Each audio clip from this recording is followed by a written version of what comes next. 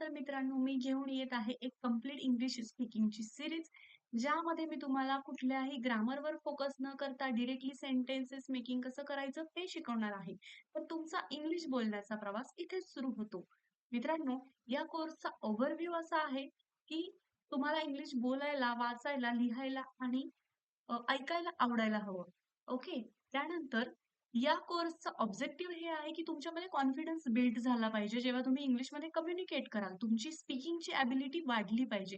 तर मित्रांनो, कुठलाही वेळ वाया न घालवता मी डायरेक्टली सुरू करतेय आपलं सेशन फर्स्ट, ज्यामध्ये मी तुम्हाला सांगेल, की डायरेक्टली सेंटेन्सेस मेकिंग कसं करायचं. तर मित्रांनो, पहिलं जेव्हा मला यूज करायचं आहे, प्रेझेंटमध्ये करतो, तेव्हा मी ॲक्शन व्हर्बचा फर्स्ट फॉर्म यूज करेल. जसं की मला खेळायला जायचंय. ओके. म्हणजे हे झालं प्रेझेंटमध्ये. तर तेव्हा मी फक्त प्ले यूज करेल. तिथे माझा वर्ब, ॲक्शन व्हर्बचा फर्स्ट फॉर्म म्हणजे इथे व्हर्बचा फर्स्ट फॉर्म असेल प्ले. सेकंड फॉर्म जर म्हटलं, आता इथे आहे केलं. सेकंडमध्ये आहे केलं, तर इथे मी सेकंड फॉर्म यूज करेल. मग प्लेचा सेकंड फॉर्म असतो प्लेड. ओके. आणि करणार, इथे फ्युचरमध्ये आहे करणार. सो इथे काय यूज करेल? विल प्लस ॲक्शन व्हर्बचा फर्स्ट फॉर्म. मग ॲक्शन व्हर्ब कुठला आहे? प्ले. म्हणून त्याचं फर्स्ट फॉर्म आहे प्ले. ओके. फोर्थ मध्ये आहे करत आहे. ओके. तर मित्रांनो, मी तुम्हाला कुठेही असं सांगणार नाही की हा सिंपल प्रेझेंट टेन्स आहे, कंटिन्युअस आहे किंवा प्रेझेंट परफेक्ट कंटिन्युअस आहे किंवा पास्ट परफेक्ट कंटिन्युअस टेन्स आहे. आपल्याला कुठलंही पुस्तक लिहिण्यासाठी इंग्लिश शिकायची नाहीये. आपल्याला बोलण्यासाठी इंग्लिश शिकायचंय. ठीक आहे. म्हणून मी तुम्हाला डायरेक्टली सेंटेन्सेस मेकिंग कसं करायचं हे आपण आज बघणार आहोत. तर जेव्हा मी करत आहे यूज करेल, तर simply M is R use करायचा आणि आयएनजी म्हणजे काय? तर ॲक्शन व्हर्बचा चौथा फॉर्म असतो, फोर्थ फॉर्म. ॲक्शन व्हर्बचा फोर्थ फॉर्म म्हणजे आता प्लेचा सेकंड फॉर्म होता प्लेड, त्याचा फोर्थ फॉर्म असेल प्लेइंग. ओके. फिफ्थ सेंटेन्स जर करत होते मला वापरायचं आहे, तर हे पास्ट मध्ये आलं. ओके. मग मी तिथे वॉज, वेअर प्लस ॲक्शन व्हर्बचा फोर्थ फॉर्म म्हणजे अगेन जसं की प्लेइंग असं मी यूज करणार. ओके. आता सिक्स्थ आहे करत असेल म्हणजे हे फ्युचर मध्ये येतं.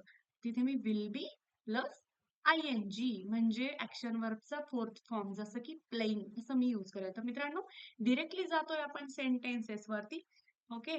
तर बघा, हाऊ टू मेक सेंटेन्सेस. तर मी पहिलं सेंटेन्स तुम्हाला इथे करून दाखवलं आहे. तो रोज ऑफिसला वेळेवर पोहोचतो. ओके.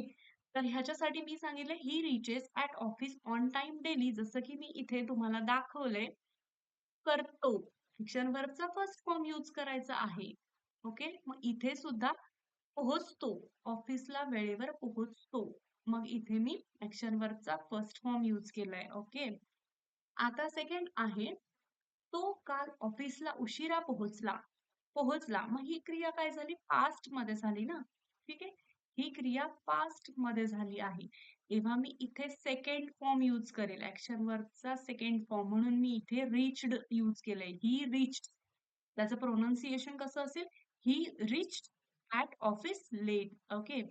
आता थर्ड फ्युचर मधलं सेंटेन्स बघूया. तो उद्या ऑफिसला उशिरा पोहोचणार आहे. आता हे मी भविष्य काळाबद्दल सेंटेन्स आहे म्हणून मी इथे विल बी यूज करणार आहे. Will be. जसे की आपण बघितलंय, इथे विल बी कधी यूज करणार आहोत आपण? करत असेल. इथे मी विल बी यूज केलंय आणि ॲक्शन वर्बचा फोर्थ फॉर्म यूज केलाय.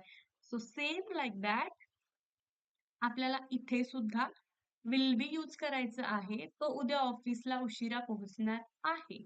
So he will be late for the office tomorrow. Okay.